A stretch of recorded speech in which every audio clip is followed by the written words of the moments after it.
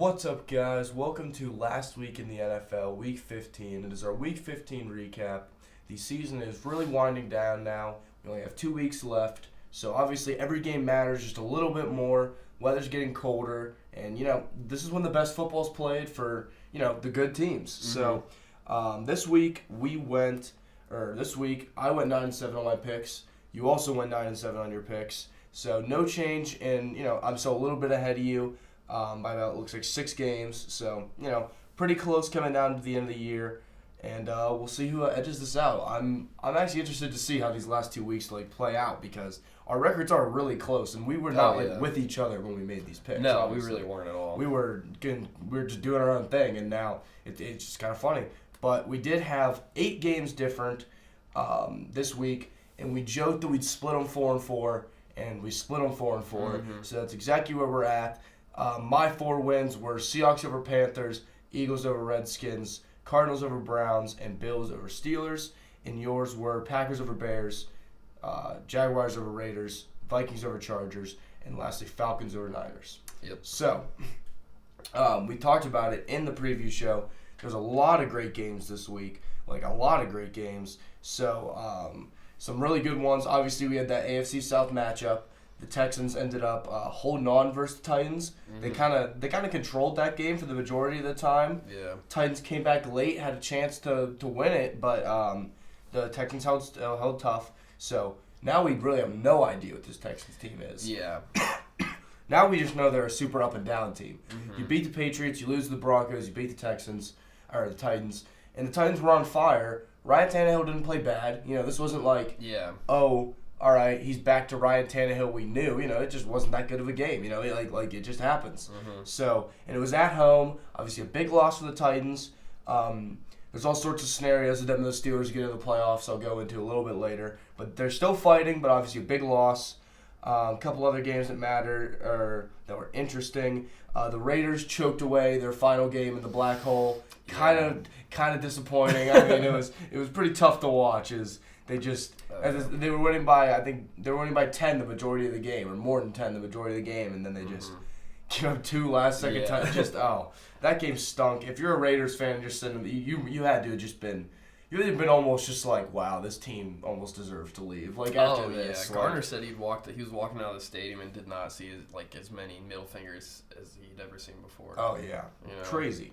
I'm sure that crowd was not very happy. Yeah. And then also we had the Saints just destroy the Colts on Monday Night Football. Oh yeah. Just if the Colts were already down, just came up and just kicked them in the side. So the Colts are done. But with that, we're going to get into my first game of the week, which is my game that went as expected, so not even game of the week, but you know what I mean. And it is Bills 17, Steelers 10. And, this is my game that went as expected. But when I was sitting in Heinz Field on Sunday night, I thought the Steelers had this. I thought they had it. The defense played phenomenally. The whole defense, I just love them. They're all playmakers. They all are always fighting for the ball. They're always around the ball. I love it. T.J. Watt has put a Defensive Player of the Year campaign there's no way you can argue that he has put his hat in the ring as one of the better defensive players. Huge forced fumble on Devin Singletary. Steven Nelson had a big pick. The Steelers defense is just really good. They swarm to the ball. They're so fast, and they're not going to be a fun team to play playoff time. But when you have an offense like that, it evens it out. Yeah, you'll probably end up being okay, because the reason they lose this game, Devlin Hodges, there's 4 picks. 2 of them were really late, and they were kind of jump balls. So it's not like he wasn't as awful as the stats say he was, but he was still pretty bad because. The thing that was annoying me with the picks was it wasn't like a Big Ben pick where maybe he fires it down the sideline and the corner makes a great play, or the safety comes out of nowhere. It was just it was almost like he didn't have it in his arm. It was like if he could have driven it a little more to the sideline, it would have been a completion. This one, he threw it to Tre'Davious White. It was a 10-yard out to Deontay Johnson. Just left it too much inside. Trey White was able to snap it. It looked like he read the route. And run right down the sideline. So that was a huge play in this game. The Bills' defense, fantastic. Trey White, as I said, fantastic. He ended up snagging a second pick later in the game. Josh Allen played good enough to win. He threw the touchdown pass they needed him to throw, and he ran one in from like a yard out off like a crappy punt. Yeah. So, the Bills, very good. They're a scrappy team. You don't want to play them come playoff time either. I'm sure Houston is looking at it like, dang, if these guys got to come to our place, like that is not going to be a fun game for them. Well, don't they have to play the Patriots again too in like a week or They two? play them. This upcoming week. This upcoming week. They got minimal chance they could win the East. Yeah. If the Patriots have to lose out, and I think they play the Dolphins in Week 17. So yeah. Well, it probably won't happen. Probably won't happen. Yeah. But Bills. You don't want to play either of these teams come playoff time. Defensive-minded teams, they'll get their turnovers, they'll get their sacks, but you just don't know what you're getting for the offenses. Moving on to my game that wins expected, I had the Vikings beating the Chargers 39-10. The Vikings went into LA on Sunday and pretty much had their way with the Chargers. It was kind of close up until the first half ended. Turnovers were really killer for the Chargers. They had coughed the ball up 4 times, so 4 fumbles, and then Rivers threw another 3 picks on top of that. Awful game from Phillip Rivers, and it was pretty much like 12-10 around what should have been halftime. Phillip Rivers led them down the field. They were in field goal range, and then I'm pretty sure it was Everson Griffith came off the edge, caused a fumble, and then they took it back for 6 points to make it 19-10 going into half. And then pretty much right after that, they really weren't able to do anything else offensively. Obviously, they didn't put up another set of points. Yeah, exactly. But Kirk Cousins went out there, had a pretty decent day. 19-25 for 207 and a touchdown. Dalvin Cook left the game, though. First drive of the second half was a shoulder injury and didn't return, so that's a pretty big blow to them. Hopefully it's not too serious. Yeah, that's tough. Phillip Rivers, though, I will say, has looked a lot less than himself as, his usual self this season. I feel like he's found a lot of ways to help the Chargers lose games like he clearly did this game. I feel like they've been in a lot of situations where they've been in close games, and then Phillip Rivers has had a chance to lead him down the field, and it's just either dudded out or he throws a pick, like a jump ball or something like that. So I think that whole draft class is just starting to go downhill now officially with him, because Ben's been hurt the whole year. Eli made his last start probably last week. Back to 500 though. Phillips, back to 500 though. We'd love to see it. And then Phillip, is just starting to just look less and less like himself. So it's kind of disappointing to see. No, because these are the quarterbacks that we grew up with. Yeah, exactly. The first NFL season I remember was 05. Yeah. It was the Steelers won that Super Bowl versus the Seahawks. I remember week 2 of that year. I'm like, all right, that's football. And exactly. These have been the quarterbacks I've known forever. So it is weird to see them go. Yeah. On Twitter, I saw a 2-minute montage of Phillip Rivers throwing picks late in the fourth quarter, down 1 score. It was 2 entire minutes. He just loves doing it. Interception after down 30-27, minute 50 left. Pick. Down 16-10 with 4 minutes left. Pick. It's hilarious. I'm gonna miss him when he's gone. Yeah, for sure. But I think this might be the end of Phillip. Yeah. If a Justin Herbert draft pick or something for the Chargers would be nice. It would be for them, definitely. Because they don't even have I think their backup's Tyrod Taylor. So it's not even they have a semi-young guy. Yeah, it's just they have Tyrod Taylor. Exactly. And then kind of just wrapping this up for the Vikings. This gives them a little separation from the Rams, who are 8-6. Now the Vikings are 10-4 at the 6th seed, so that gives them a 2-game separation for the playoffs as well. But doesn't clinch, but it doesn't clinch, but it just gives you some breathing room. Yeah, gets them pretty close. Yep. But moving on to my game that did not go as expected, we have the Rams 21 and the Cowboys 44. This is the best game the Cowboys played all season. Yeah, easily. They came in. The Rams were a over 500 team. Not even only one win over 500 team. The Rams were 3. They'd won 3 out of their last 4. The Cowboys had lost 3 out of their last 4. But they flipped the switch and they got a win when they needed to. It was obviously at home, and the offense was clicking the whole game. They were up 28-7 at halftime, and the Rams just couldn't keep up defensively or offensively. The Rams the Cowboys just kind of like track meeted them. It was kind of just like the Rams. Maybe they had some jet lag. Maybe they were tired. I don't really know, but the Cowboys just kind of ran circles around them. Yeah, they really did. This is kind of like the team that they were supposed to be all season, really. Yeah. Or what they were expected to be all season. Yeah, where they were running it with Zeke and Tony Pollard. Like, it was, I think Tony Pollard ran for more yards than Zeke just because I think he broke off a long TD run at the end. So, the Cowboys, obviously, they're going to play the Eagles next week, and that will determine their playoff fate most likely. They will. But I really don't know what to make of this team. Even more, as I said, they looked like the team they were supposed to look like today. Yeah. If they would have looked like this team the whole year, they wouldn't have lost to the Bills. They wouldn't have lost to the Jets. Like this team could have a lot more wins. Yeah. There's probably like 5 losses. You could say they should have games they should have lost. Yeah. So I mean, as you said, this is the Cowboys. I'm sure their fans are waiting to see, and. I don't know if Jason Garrett's going to end up saving his job. We'll see how these last 2 weeks go. We'll definitely see. Because if they're just now hitting their stride, it could be dangerous for the NFC. If he can beat the Eagles next week, he can realistically, maybe even get like some extension or something. Right, somehow. I don't even know. Oh, man.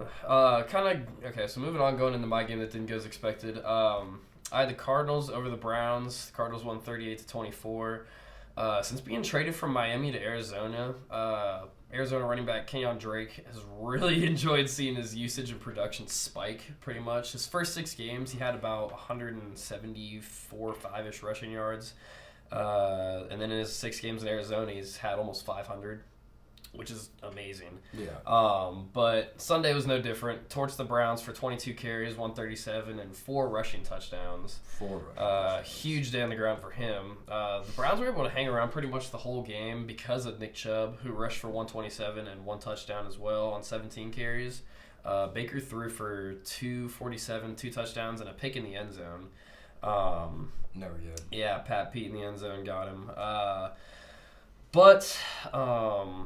The Browns' kind of woes have pretty much continued this entire season as they drop yet another game they should have won. Yeah, I mean, I think the Browns are dead. Oh, they're definitely dead. Yeah, you can see the drama and everything just starting to build more and more as, I've started to hear that Jarvis Landry and some more Browns players came up to Cardinals players like, come get me, bro, come get me. That's pretty bad. Yeah, kind of jumping from that Odell stuff that started like a week or 2 ago. So that's not looking really good for them. Obviously, you still have the Freddie Kitchens coaching issue, and then you have Myles Garrett on top of that. So just everything bad that probably could have happened to them this season has happened. I'm sure Browns fans got humbled. Oh yeah, I'm sure that. I'm hoping that happened a couple of weeks ago, but yeah, I am hoping. Yeah, but they aren't mathematically eliminated yet, but I mean, even after that Thursday night football game with the helmet swing, they were even riding high after that. Yeah, I was hearing about how we were awful and they were coming for the playoffs and all that. Like, but dude. Have fun at home, Cleveland. I can't say I'm sorry to see you lose. all the hype, all the Browns are back, Super Bowl bound. No. They stink. Freddie Kitchens stinks. Baker Mayfield might stink. Yeah, he might. I don't think so, but he's not looked good. I can't tell if it's a sophomore slump or if he just isn't getting better. The likely scenario I think is sophomore slump. But that's what I mean. I really do enjoy watching all the picks though because I'm sure. he loves throwing them. I'm sure. If not for Jameis Winston, he'd definitely be leading the league. Kyler Murray came out. He had a decent day throwing, 19-25 for 219 and a touchdown and a pick, but he added 56 rushing yards on the ground on 8 carries, so kind of made up for it a little bit. And he looked fast. He did look fast. He won a really long run. Yeah, I really thought he was going to take it all the way there, but just kind of, not that this game really meant anything for either team in terms of the playoff, because obviously the Cardinals are last in the West, so not really anything going on there. Browns are kind of dead in the water as it is already. So kind of, especially with this loss now for the Browns, kind of just... Yeah, so really the only thing that came out of this game was the official... Something needs to be done. Yeah, was the official death of the Browns. Yeah, something needs to be done. Where this season's done, I think Dorsey's Jarvis and OBJ are sitting there with their hands in their head in the pouting, bro. Yeah. I think Dorsey's a good GM, though. I just think he needs to figure it out. They need to make a good coaching hire and finally just flip the switch for the Browns, but... we'll try again next year, I guess. Yeah, I'm sure we'll hear about how they're going to win the Super Bowl next year, too. Oh, yeah, definitely. But, moving on to our betting results, I went 1-1, so, it's whatever. 1-1's fine, I guess. So now I'm 12, 16, and 2. Still not where I want to be, but honestly, we're rebounding pretty nice. Kind of funny, both of the games that I chose my betting picks for the games you just recapped. So I won't go into them too much. I won the Vikings game. It was pretty close, and as you said, that Everson Griffin fumble recovery for a touchdown right before the half really flipped this thing in the Vikings' favor.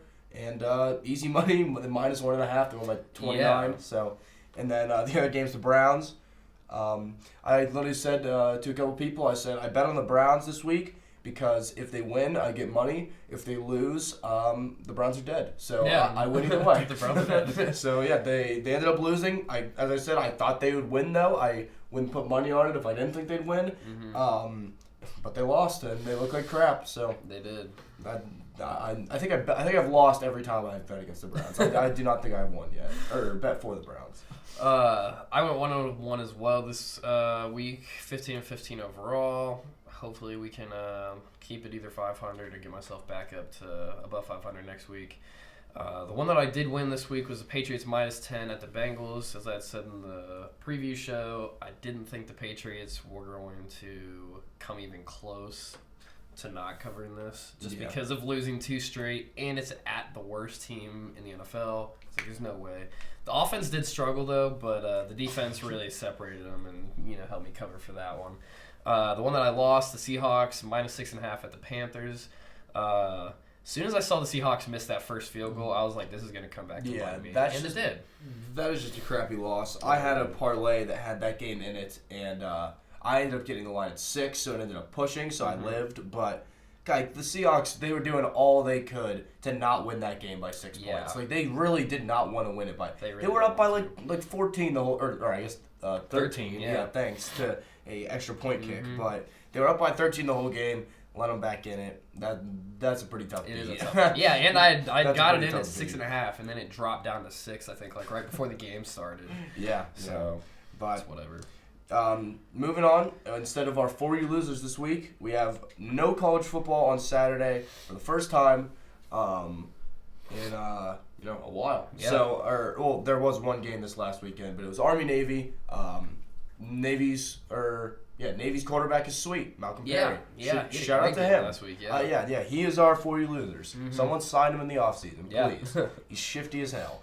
But what was announced this week was all the awards. So you have all the awards.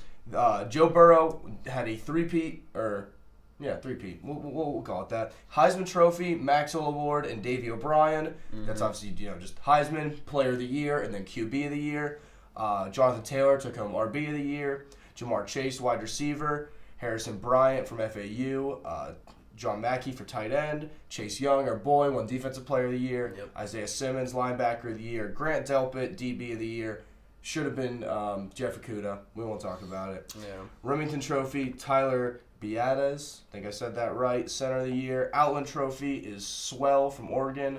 And then we have the kickers, Blankenship and Duffy winning the Groza and Guy Award. So, I don't think there's any absolute surprises here. Delpit is obviously a fantastic player, and he's going to be a high pick in the draft. But I think Jeff Okudah just had to, bias, not even being biased. Yeah, Delpit's sophomore season was amazing. Yeah, but he wasn't as good this year. So I agree. Besides him, I really don't have, and I don't even have a problem with him. As I said, he's a very good player. Oh yeah, no, but I really think all the other picks kind of got it spot on. Joe Burrow deserved that Heisman. I think he was the most unanimous Heisman ever, I believe. Yeah. The only problem I really have with the Heisman is just the guys that came after. Yeah, I think Jalen Hurts. No disrespect, but I think Jalen Hurts kind of fell off after that Kansas State loss, which helped boost up Justin Fields and Chase Young. But Justin Fields had 50 TDs in one pick. I'm not sure what he's supposed to do. I don't know. I agree. And then also too with the Biletnikoff with Jamar Chase. CD Lamb as well, but you could have argued that, but I agree that Jamar Chase, the rightful winner. I think Chase ended up leading the NCAA in receiving, and I don't know how much they look at the stats for these awards because, I think Jonathan Taylor, I believe he led the nation in rushing. Maybe I'm wrong, but he obviously is very deserving of that award, and a lot of people were mad he wasn't invited to New York for the Heisman ceremony, which. I just don't know who you're going to take out. Out of those four, I don't know who you take out. A running back that's ranked lower than his team is ranked lower than all the other guys' teams. I mean, even though Chase finished fourth, he definitely shouldn't have finished fourth for one. There were 4 finalists, and all 4 of them were part of teams that are in the playoff. Yeah. So, I think not the way it should be, but that's kind of the way it ends up. The best, best players and the best teams. The undefeated teams should have the players that stand out the most. Yep. And then all of these guys are draft eligible except for Jamar Chase and Swell, the tackle, or I think he can play kind of anywhere, the lineman from Oregon. Yeah. So Swell and Chase will definitely both be first-round picks next year, but we got to wait a year on them. And I think, besides the specialists and maybe Jonathan Taylor, I think and Harrison Bryant. All right, never mind. I was gonna say we'll see a lot of these guys go in the first round, but we'll see Burrow go in the first round. We'll see Chase Young, Simmons, Delpit, maybe Biadasz. So there's a pretty good chance you see a lot of these guys get drafted in the first round. Obviously, just a lot of great players. Chase Young is he won Defensive Player of the Year, and I'm kind of surprised there isn't another kind of generic defensive well, actually, the list I pulled up here, there's the Tate Hendricks Award, which is the best defensive end in the country, so you did win that one. All right, well, there we go. Yeah, so there's one more. Yep, so then thrown on top of that, too, honestly, since I'm looking at it, Ed Orgeron won Coach of the Year, too. Oh, nice. Yeah, and you really wouldn't hear any arguments for me, other than Ryan Day, but that's, Or, honestly, what's Baylor's coach name? Matt Rule. Yeah. I think they were 2-11 last year or something like that. He really, you really have to give him props. That is a great turnaround. That program was pretty much dead in the water after all that Art Briles stuff. So kudos to you, and hopefully you're the Giants coach next year. But love Coach O. I'm sure Ryan Day got some love in the voting as well. Oh yeah, I'm sure. Because take over, first year as a coach and you don't lose. It's always impressive. Yeah. But with that, guys, that is going to be it. As I said, it was all the games matter now. It's another great week in the league. You get ramped up even more next week. Be sure to like and subscribe, and we'll see you guys next week. We'll see you.